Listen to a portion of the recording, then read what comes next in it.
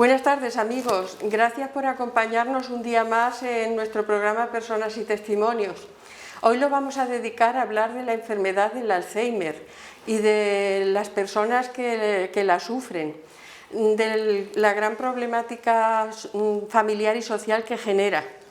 Y lo vamos a hacer porque, según datos que he venido a conocer, parece ser que hay diagnosticados en nuestro país más de 800.000 personas que padecen esta enfermedad, aunque se sospecha que puede haber hasta otras 400.000 más que la padecen levemente y no están diagnosticadas. Entonces es un número muy elevado y, como digo, pues origina un problema sanitario, una crisis sanitaria también familiar y de orden social. Este tema lo vamos a tratar con personas que tienen experiencia desde distintos ángulos. El primero de nuestros invitados es el doctor don Juan Quirós Romero. Buenas tardes, Juan. Buenas tardes, Pepita. Que él, bueno, nos puede iluminar desde el punto de vista técnico, profesional, sobre esta enfermedad. Intentaré. Juan, ¿nos puedes explicar brevemente en qué consiste esta enfermedad del Alzheimer? Pues la enfermedad del Alzheimer o demencia tipo Alzheimer es la demencia más común que sufre el ser humano en España. De hecho, representa el 60 al 80% de las demencias. Sí. Es una enfermedad degenerativa y progresiva. Sí. Es decir, que va siempre hacia adelante, que no tiene periodos de remisión. Es una enfermedad progresiva y que afecta fundamentalmente, se caracteriza fundamentalmente por un deterioro cognitivo y de alteraciones de la conducta. Es decir, un deterioro cognitivo, para que nos entendamos, del intelecto, sí, de las actividades mentales, sí, sí. Para que todo lo que va relacionado con el conocimiento y demás. El síntoma característico de la enfermedad, la forma más típica de la enfermedad de Alzheimer, lo que más conocemos es la pérdida de la memoria reciente.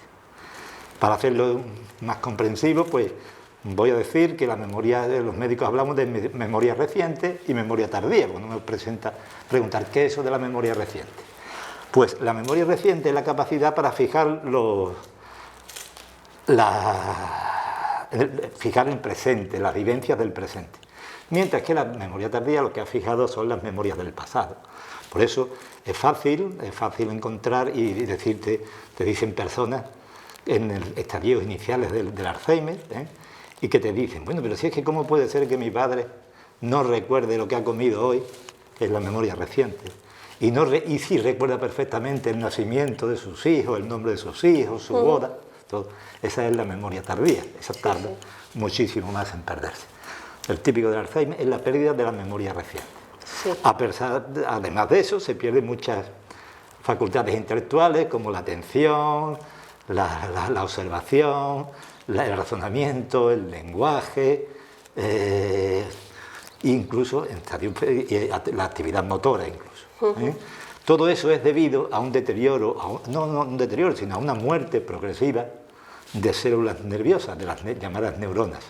Células nerviosas son las neuronas. Y esta muerte progresiva de neuronas es lo que va dando que se vayan sumando síntomas. Y se manifiesta por una atrofia de la corteza cerebral, es decir, un encogimiento de la corteza cerebral. ¿Y hay forma de prevenir esto o curarlo? La enfermedad de Alzheimer se caracteriza porque es incurable, uno de los tipos, hoy en día, sabemos dentro de unos días, hoy en día es incurable, y además es una enfermedad terminal. Tratamientos, como ya se pueden deducir, no existen tratamientos curativos. Y la enfermedad de Alzheimer se presenta fundamentalmente en la persona mayor, generalmente a partir de los 65 años de edad. Generalmente hay casos, a veces hay casos raros que se presentan a partir de los 40 años. ¿Es cierto que cuando aparecen los primeros síntomas puede que la enfermedad ya se esté gestando desde hace muchos años? Sí, generalmente lo que ocurre es que el comienzo de la enfermedad es un comienzo insidioso, es un comienzo no claro. Aparecen olvidos, porque claro, es que muchas veces te dicen muchos pacientes, muchos sujetos te dicen, bueno, yo tengo Alzheimer, ¿qué me pasa? Estoy perdiendo la memoria porque los hechos recientes se me olvidan. Tener pérdida de memoria reciente, tener olvidos, no recordar a veces de algún nombre, o olvidar una palabra, son cosas normales propias del envejecimiento que vamos llevando. Claro, porque a casi todos nos pasa. Eso nos pasa a casi todos. Eso no quiere decir que tengamos demencia. ¿Qué comí a mediodía? Eso es. Que hay veces que una no se acuerda de lo que comió a mediodía. Exactamente, eso nos pasa muchas veces por discapacidad, por el sistema nervioso que tenemos en ese momento, no estamos atentos a lo que debemos, no fijamos las cosas, pero bueno, por diversos motivos, pero que eso no tiene nada que ver con la pérdida de memoria reciente. Es el proceso degenerativo normal de la vejez, ¿no? Exactamente. En el enfermo ya con demencia, esa pérdida de memoria es mucho más profunda, mucho más grave, mucho más constante. Claro. Y esta enfermedad tiene también etapas, ¿verdad? Sí. Como he dicho, lo fundamental de la clínica de esta enfermedad es su comienzo, que no podemos decir exacto a quién comenzado, porque por ejemplo una persona tiene una neumonía o un proceso, empieza fiebre, pues tal día empezó con fiebre y desde aquí no, como se aparecen hechos así aislados, una frecuencia, tampoco podemos determinar, entonces se dice que tiene un comienzo insidioso, pero sí, como he dicho antes, progresivo, cada vez más. Los síntomas fundamentales, aparte de la pérdida de la memoria, son la desorientación temporoespacial, se desorientan los pacientes en el tiempo y en el espacio, alteraciones de la conducta, los pacientes, alteraciones del lenguaje, entre las alteraciones de la conducta pues hay una inhibición, a veces, una tristeza, cambios del humor brusco, una verdadera depresión, síntomas muchas veces de inicio o de diagnóstico de un Alzheimer, y también hay episodios de irritabilidad, de agresividad, etcétera, etcétera. Se produce una cantidad de síntomas. Como tú bien dices, esta enfermedad tiene una serie de estadios que los voy a explicar ahora para que podamos hilvanar un poquito más los síntomas y conocer mejor la enfermedad. Podemos distinguir tres estadios, un estadio inicial, un estadio intermedio y un estadio avanzado. En el primer estadio inicial, como ya he repetido en varias ocasiones, el principal síntoma es la pérdida de la memoria reciente, una desorientación leve y de forma esporádica. Se producen en este periodo también, como te decía, alteraciones de la conducta, alteraciones de la conducta como esta tristeza, ese aislamiento, a veces cuadros depresivos, y a veces trastornos también, falta de iniciativa, es decir, es muy típico personas que no paran, dicen, esta persona que no paraba, que tenía una inquietud por hacer cosas, se quedan como empiezan a quedarse parados, empiezan una inhibición motora en los primeros estadios, y todo esto son los primeros síntomas en este cuadro de la fase de la primera fase del Alzheimer. En una segunda fase, todos estos síntomas que hemos comentado antes de la memoria, la desorientación, se hacen mucho más profundas, mucho más frecuentes, se desorientan, no saben dónde están, se pierden, se aíslan mucho más, y sobre todo ya en esta segunda fase intermedia aparecen alteraciones del lenguaje, pero no solo del lenguaje, sino alteraciones de la escritura, alteraciones de la lectura. Todo esto va ocurriendo paulatinamente, se van sumando, y incluso ya empieza en esta fase intermedia, ya tienen mucha dificultad para realizar estas tareas básicas de la vida, estos aprendizajes que tenemos motores, pues los pierden, es decir, ya empiezan a tener dificultades para vestirse, para peinarse, para lavarse, ya empiezan. En esta fase intermedia ya tienen esas grandes dificultades para eso.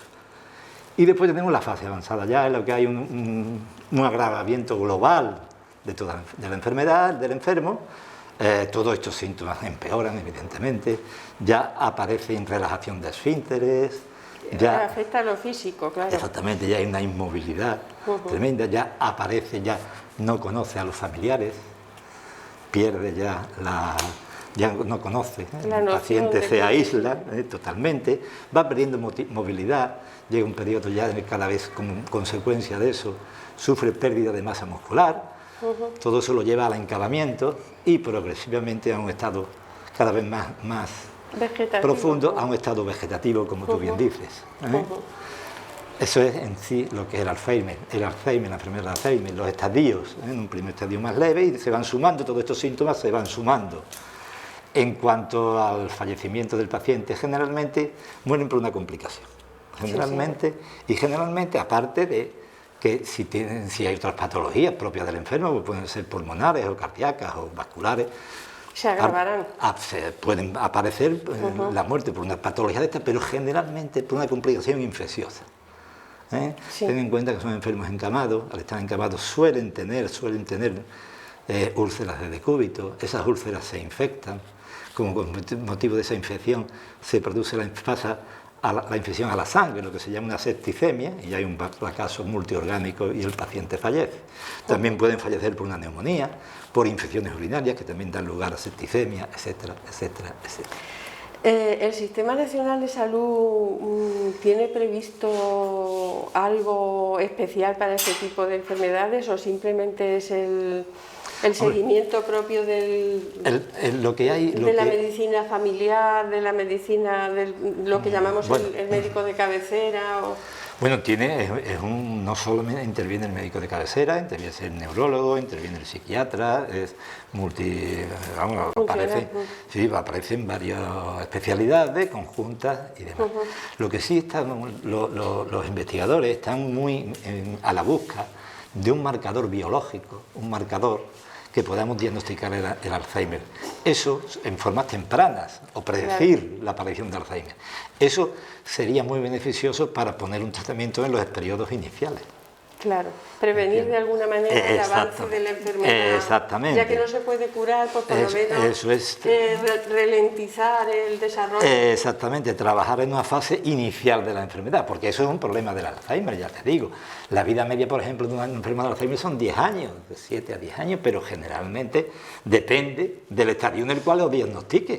Claro. Hay enfermos de Alzheimer diagnosticados en la fase intermedia, o en una fase inicial, pero muy tardía ya. Eso depende, esto que me estás tú diciendo, dependerá de la investigación. Claro, eso depende de buscar un marcador biológico, como por ejemplo, ¿cuál es el origen del Alzheimer? El Alzheimer, el origen es desconocido. No sabemos por qué exactamente. Como ocurre en medicina con todas las enfermedades, en las que no sabemos seguro por qué se produce, hay una serie de teorías. ¿Hay factores hereditarios? Hay factores genéticos. Además están demostrados que hay factores genéticos en el Alzheimer, pero además es multifactorial la aparición del Alzheimer. Además hay factores tóxicos, factores infecciosos y también se habla de factores inmunológicos. Hay una serie de factores que determinan el Alzheimer. El factor, la causa íntima, pues no la conocemos. Si es verdad, lo que tú has dicho de genético, pues el 30%, mira, el 30% de los familiares, de los enfermos de Alzheimer tienen un familiar de primer grado con Alzheimer. El 30% casi. Sí, sí. Eso no quiere decir que se herede de padre a hijo. La herencia, lo que llamamos los médicos, la herencia autosómica dominante, es decir, que se la tiene el padre, la va a tener el hijo, la va a tener el nieto, eso solamente se da en el 10%. Sí. De los casos hereditarios. Pero a lo mejor saltando generaciones se da. Sí, hay otros tipos. La genética, pues no solo es dominante, hay recesivos, te tienen que dar dos genes de los dos progenitores, depende, pero cuando hay un gen dominante, pues ese se va a dar siempre en toda la descendencia, y eso se da en un 10% de los casos. Si quisiéramos buscar una manera de ayudar al enfermo del Alzheimer, ¿tú crees que sería lo mejor invertir en investigación? Evidentemente, pero no del Alzheimer, del cáncer, de todos los enfermos. Invertir en investigación. Aquí los conocimientos no vienen hay que estudiarlo. Hay que trabajarlo. Hay que trabajarlo, como eso de las teorías. Empezamos con teorías, porque claro, pues puede ser por aquí, puede ser por allí. Esos son frutos de investigación, lo que todavía no se ha dado. Y hay que dotar de los presupuestos necesarios para que haya gente. Hombre, evidentemente. Claro. Hoy precisamente he estado viendo la tele y dicen que los presupuestos en sanidad disminuyen un 10%. Dios mío, ¿dónde estamos? Claro. Dios está, que sí, que hay que ha aumentado en otros factores sociales perfectos, pero que en sanidad se rebajen un 10%. Es muy poco. Se rebajen un 10% con respecto al año pasado por el encarecimiento de la vacuna, pero hombre... Se van a quedar otras patologías sin atender. Hay que estudiar, hay que investigar. Sobre todo porque además que si no las personas que están dotadas para la investigación pues las perdemos también. Hombre, exactamente. Se van a otros países donde les faciliten las condiciones. Evidentemente, a otros países, claro, si nos quedamos sin formamos, como nos pasa como en nuestra profesión, en esta bendita profesión mía, pero yo la quiero mucho, pero lo que no puede ser es que gastemos nuestro dinero en formar médicos y los médicos se vayan fuera. Claro. Es que estamos surtiendo de médicos a Europa. Es una inversión ruinosa para la sociedad. Formamos muy bien a los médicos y ahora se lo lleva. Págalo, dale trabajo.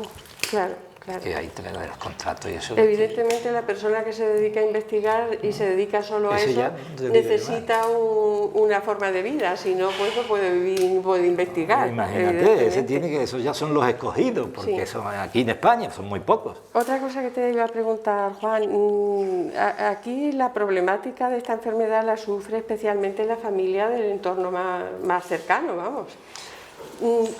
¿Tú, desde tu experiencia de médico, has podido comprobar que esta situación provoca otras patologías en los enfermos? Hombre, en los familiares te refieres, evidentemente. Yo suelo decir que el Alzheimer lo sufren más los familiares que el enfermo. A ver si me entiendes, porque el enfermo llega un momento, en principio, sí, es consciente, hay momentos, pero llegamos a el periodo entre el miedo y yo ya, pues el paciente deja de ser consciente. Es una demencia, no es consciente de la realidad. Entonces lo que lo sufren son los familiares, un estado de ansiedad, por eso es fundamental en el tratamiento del Alzheimer. La medicación, si quieres te hablo un poquito de la medicación que utilizamos, para que no de los medicamentos, sino más o menos por dónde van los tiros de la medicación.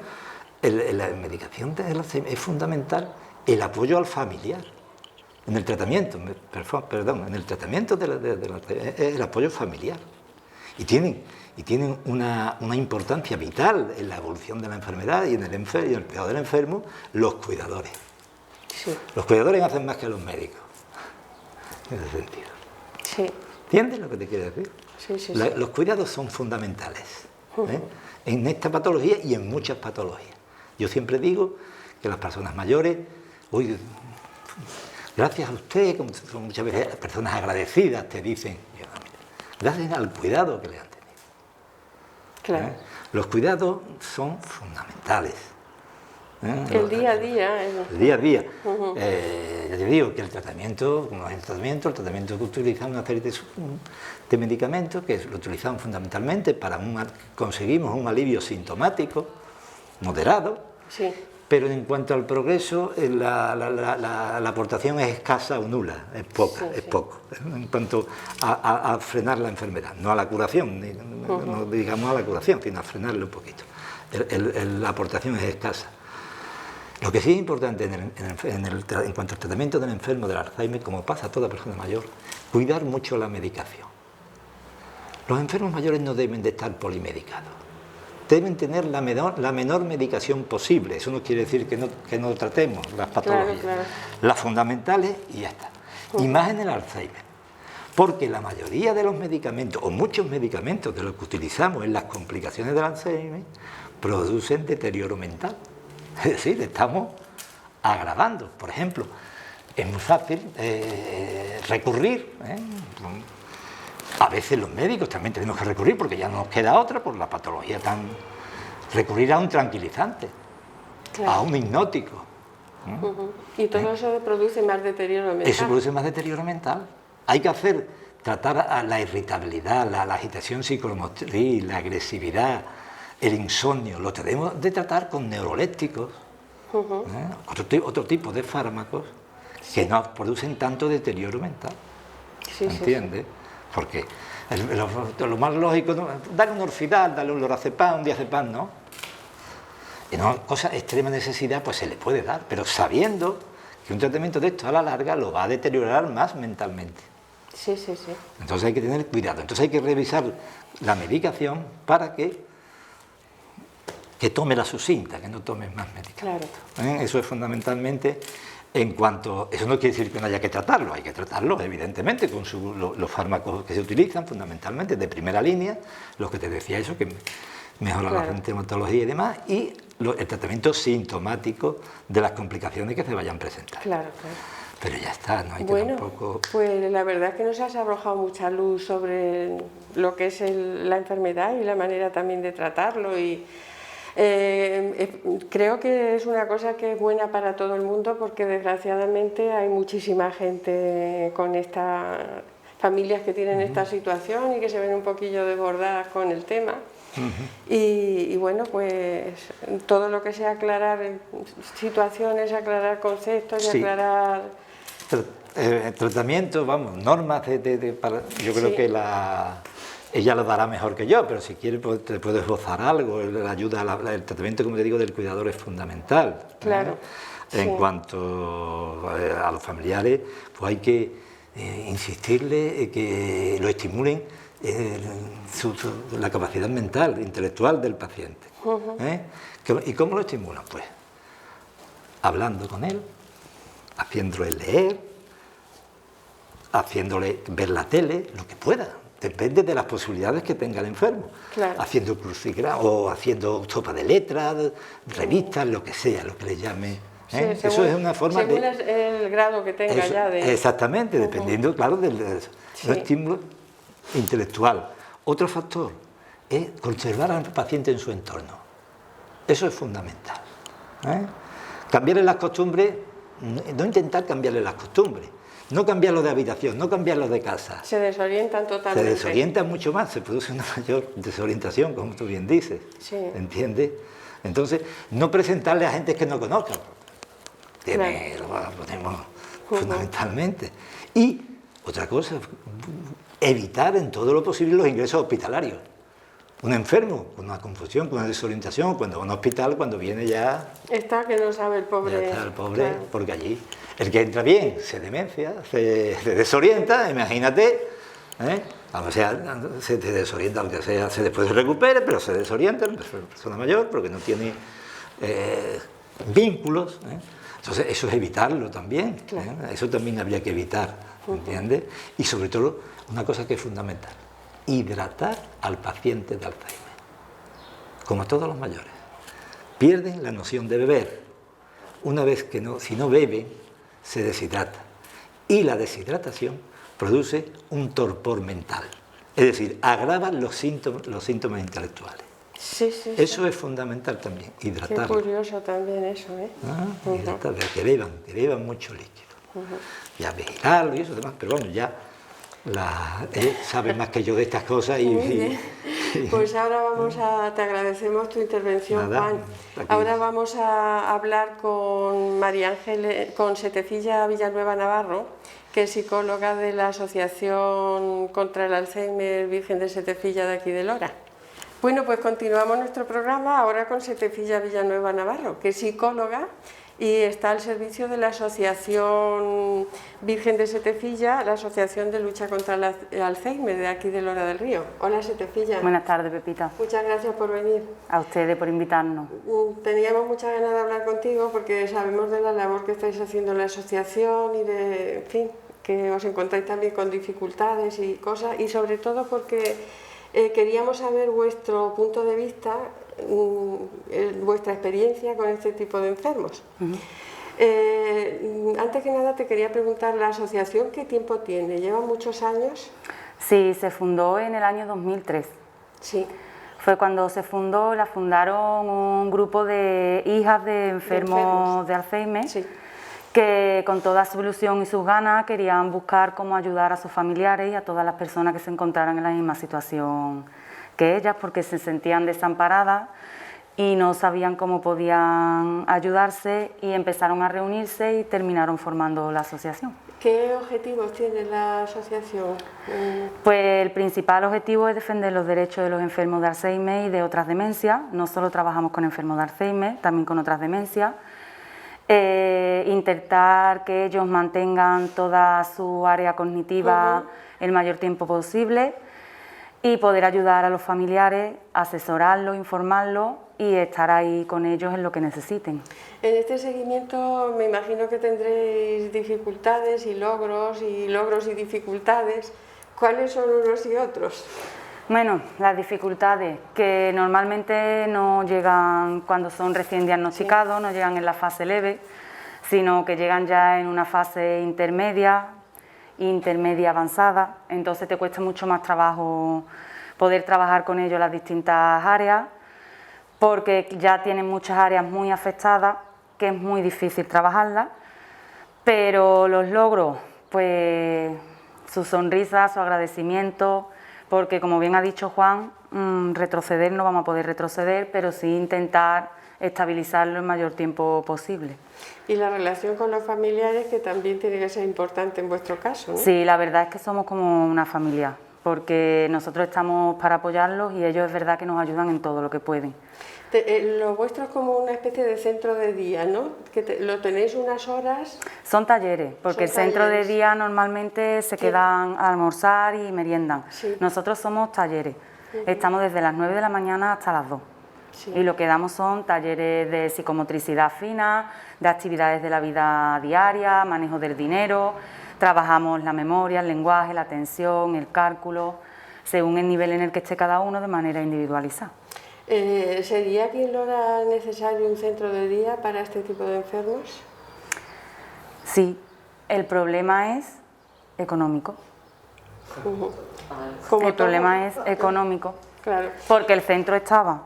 El problema es que no... No tiene las instalaciones adecuadas. Sí, las instalaciones estaban, verás, se hizo. Sí. El problema fue que salió a concurso, pero a concurso económico, y cuando salió las plazas no se pueden pagar. Es que un familiar que tenga una paga de 600 euros y le estás pidiendo 550, es que el familiar tiene otros gastos, medicina, pañales... Ni la sanidad pública ni los ministerios de, no sé cómo lo dicen, de asuntos sociales, ni ¿eso a quién correspondería? ¿En un centro de día de este tipo? Hay que concertarlo con la Junta. Con la Junta. Pero normalmente te da un número de plazas concertadas y otras privadas. Tú tienes que poder mantenerlo todo. O sea que la iniciativa ya tendría que ser privada, no pública, ¿no? Pero vamos, privada imposible. Inviable, verá, porque es imposible que la gente lo pueda pagar. Cuesta trabajo pagar los talleres, imposible. ¿Vosotros cómo os estáis financiando como asociación? ¿Tenéis ayudas o solamente con el apoyo familiar? Tenemos una subvención de la Junta y otra del Ayuntamiento con un convenio firmado, y luego a través de los talleres, con los familiares y las cuotas de socios. ¿Tenéis muchos socios aquí en Lora? Pues hay 102. Vosotros en el día a día con los familiares, me imagino que también viviréis de alguna manera el drama que ellos están viviendo con los enfermos. ¿Cómo es la experiencia vuestra con los familiares? Pues mira, cuando están en el inicio, en la fase leve, que hay algunos que sí te llegan así, pues la verdad es preocupación, incertidumbre, el intentar frenar lo que está pasando, lo voy a llevar al neurólogo de pago porque el de la Seguridad Social no me convence, no, yo no he ido a su médico de cabecera, he ido al de pago, pero es que ahora cuando el de pago le manda la medicina no te la pasan porque es VISAP, porque claro, es algo que tienes que ir ahora, retrocede y empieza de nuevo. No saben cómo moverse para poder pararlo. Sí. Cuando es que no pueden entender que sea una enfermedad que no tiene cura, que va a progresar, que por mucho que hagamos no lo podemos parar. Entonces, pues la verdad que ellos se sienten frustrados y es donde aparece la depresión, el estrés, el intentar Luego, pues, conforme se van informando, asesorando, van viéndolo, van asumiendo y ven que sí, que necesitan el tratamiento farmacológico y también el tratamiento no farmacológico, que es el que hacen con nosotros. Luego, cuando llegan en la fase más avanzada, pues los llevan ya porque están psicológicamente quemados, no pueden más, porque ya no te conocen, no te hace caso, ya no es consciente de que se va y se puede perder y ya tú es que tienes miedo. Entonces lo llevas por eso y ya tú estás con la ansiedad, el estrés constante, porque ibas a los sitios mirando el reloj, que si llego, que si he llegado, está la puerta abierta, se ha salido, se ha ido, a ver a quién llamo. Un estrés permanente. Entonces la verdad que ellos lo pasan mal. Y tuve ya en la fase más avanzada, como decía Juan, lo normal están en cama, o bien en silla de ruedas, pero no hacen nada, no se pueden mover por sí solos. Te da algo más de tranquilidad, en ese sentido que tú sabes que no se te va a perder, no va a coger lo que no es. Lo que se ve con respecto a esta enfermedad, por lo que me estáis contando, es que hay muy pocos recursos a nivel autonómicos no solo para los enfermos, sino también para los familiares. Los familiares quizás necesitarían un apoyo de tipo psicológico permanente o algún otro tipo de apoyo. Yo creo, como bien ha dicho Juan, que debería ir de la mano. Igual que ellos van, su médico de cabecera los deriva a neurología, a psiquiatría, le van poniendo un tratamiento conjunto. Yo creo que el familiar, según viera el neurólogo, que también habla con él, pues hacer una derivación. Porque, por ejemplo, nosotros hemos hecho muchas veces talleres para los familiares, de ayuda, no me sale la palabra, directa, de ayuda entre ellos, que pudieran ellos explicarse, que se ayudaran mutuamente, que pudieran explicar su experiencia cada uno y ayudarse. Pero realmente es que si por la mañana no podíamos y lo poníamos por la tarde, ellos no pueden asistir, porque no tienen horario para con quién dejarlo. Claro. Entonces es muy complicado, la verdad que es muy complicado. Sí. Yo, por los pocos casos que conozco, sé que los familiares lo pasan casi peor que el enfermo, porque el enfermo de alguna manera en ciertas fases pues casi no es consciente ya del sufrimiento, pero el familiar lo pasa fatal. Si son diagnosticados en el inicio pronto, ellos lo pasan mal porque saben lo que viene, enfermos, entonces tienen la depresión. Pero una vez que pasan a la segunda fase, que dejan de ser conscientes, realmente apenas conocen ni a la gente, son los familiares los que están viendo cómo su padre o su madre ya no es su padre y su madre, es que vuelve a ser un niño, que le tienes que hacer todo, que con lo que era, y tú ahora lo ves que le tengo que dar de comer, lo tengo que ayudar a vestirse, no sabe abrocharse una simple camisa. Hay veces que va a beber y no sabe cómo tiene que beber, y eso es duro para el familiar. Claro. O que te llame o tú te acerques y le digas papá y te diga, ¿y tú quién eres? Eso es duro, es muy duro. Es importante eso, sí. Pues quizá lo que habría que reivindicar sería que hubiese otro tipo de apoyos para estas personas, o en fin, no sé, a la administración hay que pedirle, porque para eso está y para eso los votamos. Hombre, lo principal es la investigación, como bien ha dicho Juan, porque al no saber de dónde proviene la enfermedad, ¿cuál es la investigación? Pero luego la problemática social que mientras tanto se va generando, como es la falta de centros de día, la falta de suficientes profesionales que se encarguen de eso. A mí me consta que vosotros estáis haciendo todo lo que podéis y más, pero quizá haría falta más gente. El apoyo a los familiares, todo eso tiene que implicarse en la administración de alguna manera, porque es mucho dinero y eso no hay forma humana de que se financie privadamente, porque la gente que tiene la enfermedad no tiene por qué ser rica, habrá gente de todas, gente con un poder adquisitivo modesto y gente y lo que son las administraciones locales pues también tienen sus limitaciones. Pero bueno, a nivel autonómico pues sí que hay que pedirlo, y quizá en eso la sociedad tendríamos que organizarnos, y cada vez que estas personas en las asociaciones o en los grupos de familiares hagan alguna actividad, pues también reivindicar y apoyar todo lo que las iniciativas que ellos tengan. Yo creo que solamente no hay unos y otros que sean o no sean responsables, somos responsables todos socialmente. Y ahí tenemos que meter nuestro hombro y poner nuestro granito de arena en lo que podamos.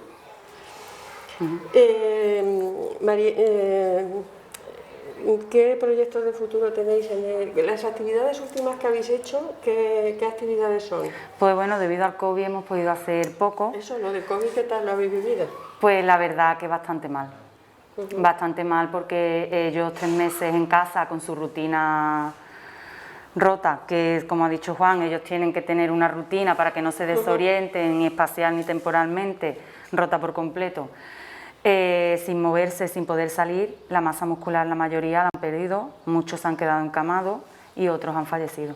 Han fallecido muchos. De hecho, de 21 usuarios que teníamos, tenemos 6. Oh, madre mía, pues sí que ha sido una baja importante. Sí. La verdad es que sí.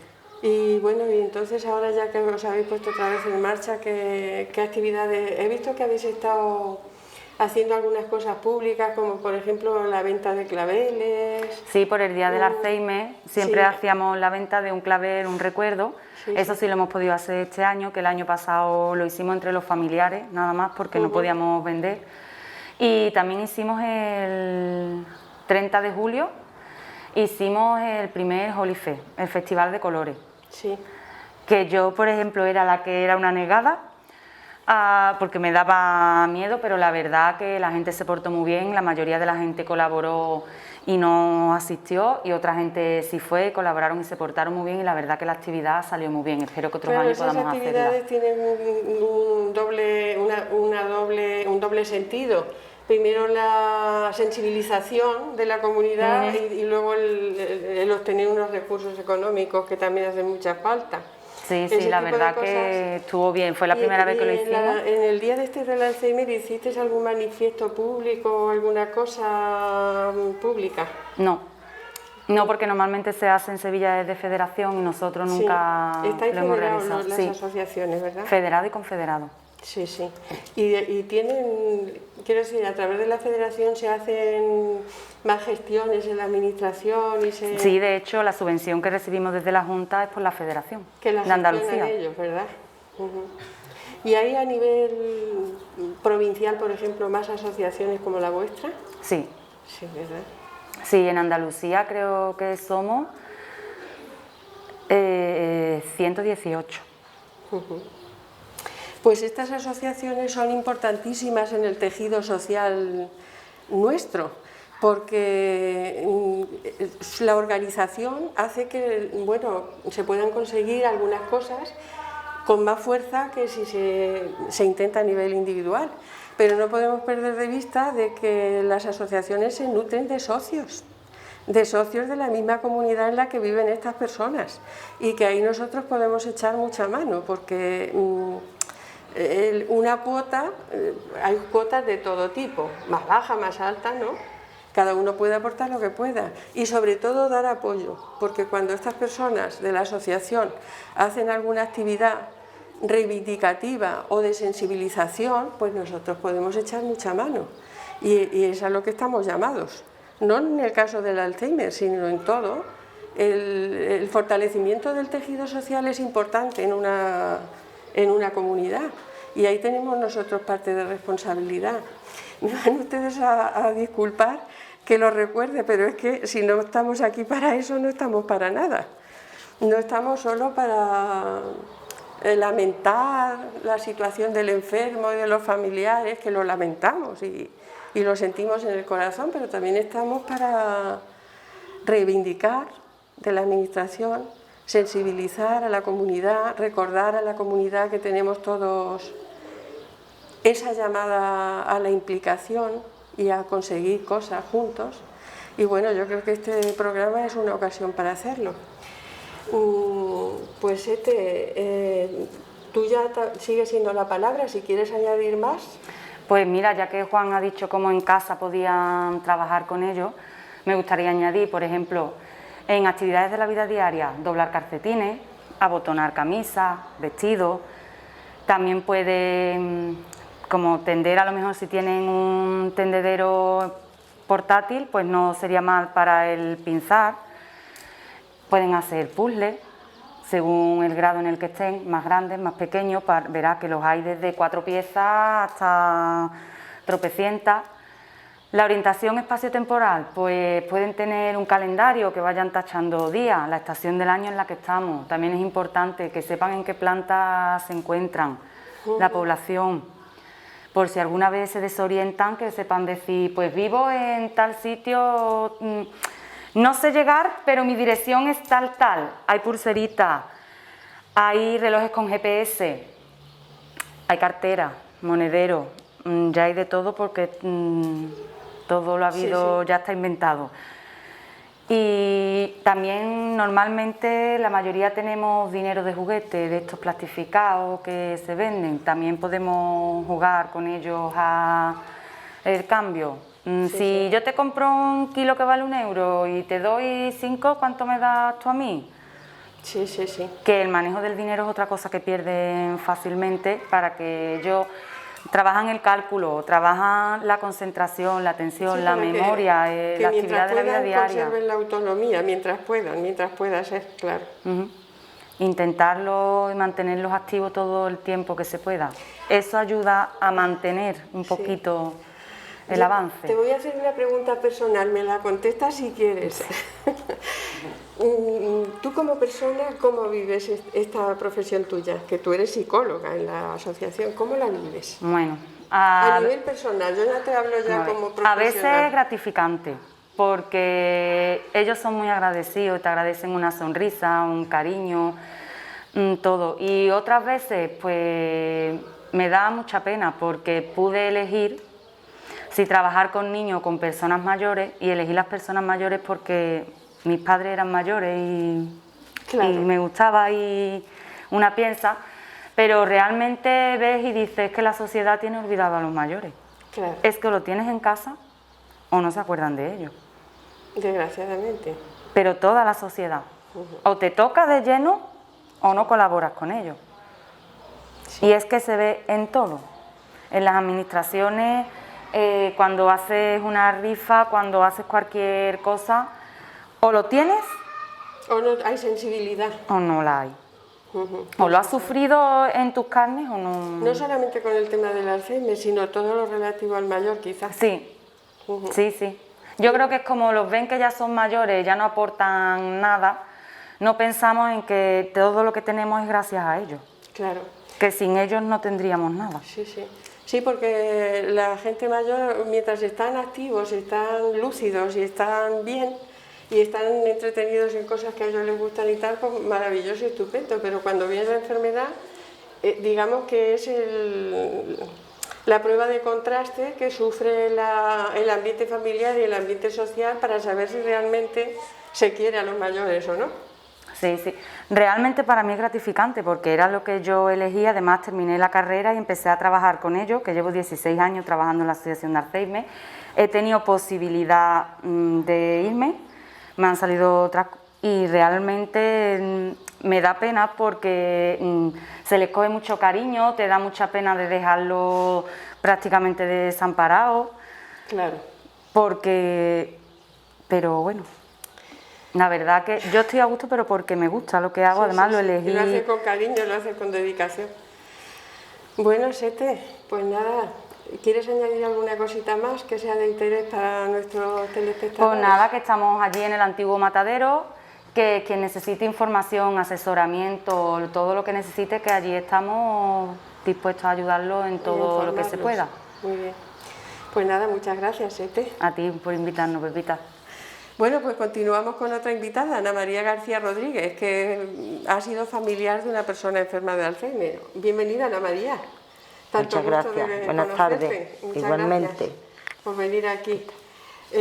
Nada, como estás viendo, estamos haciendo un programa sobre el Alzheimer porque nos parece una enfermedad que está causando mucho dolor y que está mal atendida en muchos aspectos. Y bueno, queríamos también conocer un poco la experiencia de un familiar de alguien que ha sufrido esa enfermedad. Tú has tenido a tu padre, ¿verdad? Y mi madre, y mi tía. Entonces ha sido un factor hereditario quizá, ¿no? Genético. Pues puede, ¿no? Porque mi tía empezó, mi tía antes que mi madre. Sí, sí. Y se murieron unas 10 meses antes que la otra. ¿Y tú cómo has vivido eso? ¿Qué síntomas apreciaste en tu familia que os alertaron sobre la enfermedad? Con mi padre ha sido diferente, porque mi padre fue a raíz de que le dio un ictus. Mi padre estuvo prácticamente bien, una persona normal. Sí, sí. Él estuvo cuidando de mi madre, que nosotros íbamos, pero porque trabajábamos y mi padre cuidaba a mi madre, pero eso es bien. Pero le dio el ictus y entonces mi madre fue diferente. Mi madre se empezó a olvidar de las cosas, escondía las cosas, sí, el monedero no sabía dónde estaba, o se quitaba la ropa y la escondía en cualquier sitio, y ahora tú ibas y tenías que buscar, ver dónde te quitaba a lo mejor un vestido y lo metía dentro del ropero o en cualquier lado, ni te podías imaginar, y tenías que buscarlo porque no sabía dónde estaba, en fin, diferente. Y mi padre esto, pues a raíz de darle el ictus, pues fue cuando empezó a... ¿Tu padre ha sido el último? Mi padre ha sido el último. Y han fallecido todos ya, ¿no? Sí, sí, todos. Mi madre hace 11 años y mi padre ahora ha hecho 7 meses. O sea, ha fallecido durante el COVID, entonces, ¿no? Sí, ahora en marzo de este año. Sí, sí. Y durante las fases de la enfermedad... ¿lo habéis tenido también llevándolo a las instalaciones de la asociación? Sí, mi padre mi padre cuando empezó, que le dio el ictus y empezamos, y ya yo lo llevé al neurólogo después de haber estado en rehabilitación y todo esto, porque no se movía, no podía andar, ya empezó a andar un poquito con dificultad, pero vamos, andaba, la ayudábamos y iba. Y entonces pues yo lo apunté al centro. Sí, sí. Un día bajé, que venía del médico, y me llegué a la estación y pregunté, y lo apunté, y vamos, mi padre hasta el final, sí, sí, hasta 2 semanas antes. Sí. Si es que mi padre no... ¿Os servía a vosotros también, a la familia, como de respiro ese tiempo que estaba en la asociación, en el centro de la asociación? Claro, más que, verás, a mí mi padre, igual que pienso yo que la mayoría de las personas, no es que te estorbe, pero claro, tú por ejemplo tienes que ir a comprar, si está, porque él no se iba, tú lo sentabas y es muy raro que se moviera, él no, estando tranquilito, había veces que a lo mejor sí se levantaba y cuando te dabas cuenta estaba en la puerta de la cocina. Sí. Y entonces, pues claro, no lo podía dejar solo porque yo ni a ir a por el pan. Pues claro, ese tiempo, esas horas que venían a recogerlo, aparte de que a él le venía bien, sí, porque estaba con más personas, sí, sí, yo le decía a la escuela, y él cuando escuchaba el pito de la furgoneta decía, ya está el coche. Ya se levantaba él. Le servía de estímulo, sí, él también. Eso. Entonces, verás, le venía bien a ella y a mí, porque claro, tenía que ir a comprar o al médico o a cualquier cosa. Pues entonces yo estaba tranquila que mi padre no estaba solo, mi padre estaba cuidado. Claro, es que el día a día... Yo no estaba, pero claro, estaba cuidado. Ahora volvía y yo estaba en mi casa, verás, esperándolo otra vez. Bastante, hombre, claro. Eso claro, es mucho. Porque el día a día con un enfermo de este tipo es estar las 24 Claro, horas. es que tienes que estar, porque ya digo, mi padre normalmente él no se movía, ¿verdad? No se movía, él andaba, que nosotros lo llevábamos al cuarto de baño, ¿verdad? Si íbamos, él salía andando, lo ayudábamos y él iba andando, y se montaba la furgoneta, ¿verdad? Y en la casa normalmente no tocaba nada ni nada. Pero claro, a lo mejor había días que estaba un poco más y entonces pues todo era levantarse e irse para eso, para el cuarto de baño. A lo mejor decía, ¿pero para dónde va? Decía, que me hago pipí, pero llámame. No me llamaba. El pobre, sí, entonces tú a lo mejor yo siempre tenía la puerta de la cocina abierta, mi padre en el salón, y yo siempre estaba haciendo de como lo que está y miraba para atrás y lo veía siempre para allá. Y cuando lo veía, y veces que al darme la vuelta lo tenía al lado. Pero ¿para dónde vas? Decía que me hago pipí, pero él no te llamaba. Sí, sí. Entonces tenía que estar pendiente y no lo podía dejar solo porque por si se caía, por cualquier cosa. Entonces en la asociación tú has estado bastante tiempo, ¿no? Ahora eres la presidenta, ¿no? Ahora la presidenta de la asociación. sí. Bueno, eso es ¿por qué has decidido ser la presidenta? Un poco como respuesta a la ayuda recibida. Es que, verá, es que la otra presidenta que estaba, Carmen, que era la que estaba mala. Y entonces, pues la pobre lo dejó. Y claro, pues necesitaban una presidenta. Y las niñas, pues, siempre que cualquier cosa, siempre me llaman a mí. Y me lo propusieron, que sí, claro, que ellas podían trabajar, pero ellas no podían ser las presidentas. Que si yo quería, digo, bueno, pues, y nada. Muy bien, está prestando un servicio. Y ahí estoy, ¿verdad? ¿Dónde ha recibido ese servicio? Sí, claro. Me parece Mi padre ha estado casi 7 años. Claro. Bueno, y tú como presidenta de la asociación, ¿qué pedirías a la administración y a la sociedad en general? ¿Qué pedirías? ¿Qué pediría? Hombre, pues más dinero, más ayuda, porque necesitan, y claro, todo el mundo, hay mucha gente que necesita estar en el centro, pero tampoco puede pagarlo. Claro. Sí. Y claro, lo necesitan, pero si no tienen, pues más subvenciones, más apoyo para ellos, para que puedan muchas personas estar allí. Claro. Que les vienen bien a los enfermos y a los familiares también. ¿Y la demás gente de Lora cómo podemos ayudaros? Eso, haciéndose socios, colaborando. Hombre, yo comprendo que no... Normalmente una cuota de socio, ¿cuánto es? 4 euros. ¿Al mes? Al mes. Bueno, pero eso es una cantidad muy pequeña, ¿no? Eso es, que verá que se puede, pero claro... concienciar a las personas de que ese dinero no es para nosotros. Claro. Vamos, para nosotros, para mí no. Es para las personas que sufren esa enfermedad. Es para la asociación, para las cosas que tienen que hacer, para todos sus talleres, sus materiales, Claro. Y entonces eso, y para una los ayudita. También harían falta más cosas, ¿verdad? Hombre, claro, porque... talleres y cosas de estas que os ayuden a... Claro, está y comunicarnos más. Entre porque siempre, claro, porque... hacer actividades entre los familiares sí, también. Claro, nosotros antes de la pandemia no hacíamos, vamos, de esto, pero sí algunas convivencias, eso de salir un día a desayunar. Hemos ido muchas veces y hemos estado, ellos han desayunado, nosotros hemos estado con ellos, con los familiares, con ellas, con las trabajadoras. En fin, hemos echado la mañana muy bien, o en feria, hemos ido a la comida de feria, al mediodía nos hemos juntado y se la han pasado muy bien. En fin, en Navidades... Claro. Ahora, desde lo de la pandemia, pues la verdad que no, porque como no se puede hacer nada. Claro. Pues, bueno, pero ya esto está pasando, gracias a Dios, y ya se pueden volver otra vez poco a poco las actividades. Dios quiera que pase ya. Sí. Pero vamos.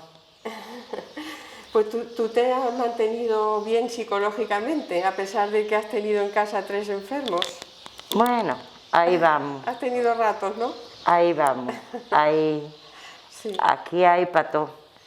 Bueno, pero la verdad es que también estás dando un testimonio muy bonito porque aparte de que tú hayas cuidado a tu tía y a tus padres... Bueno, mi tía la ha cuidado sus hijos, ¿verdad? Sí, pero que lo hemos tenido, vamos, que nosotros que hemos ido. Eso, pero tú has cuidado a tus padres.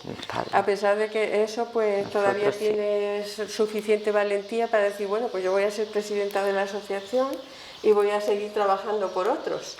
Y es un testimonio bonito. ¿Verdad? Yo lo dije que mi padre no estaba. Claro, pero yo sí. Claro que sí. Y hay que seguir mientras cada uno, pueda, verás. en la medida de sus posibilidades, poner un granito de arena, que es de lo que se trata. Claro que sí. Ahí. Bueno, Ana María, ¿quieres añadir alguna cosa más? No, nada. Que Pues muchas gracias. Te agradecemos a ti ¿verdad? enormemente que hayas venido, ¿eh? Porque en realidad las personas que habéis sufrido la enfermedad de cerca sois unos héroes. Sois unos héroes. Muchísimas gracias. A usted. Bueno, pues a ustedes también. Muchas gracias por acompañarnos este rato tan largo, pero la verdad es que merecía la pena, el objetivo del programa merecía la pena.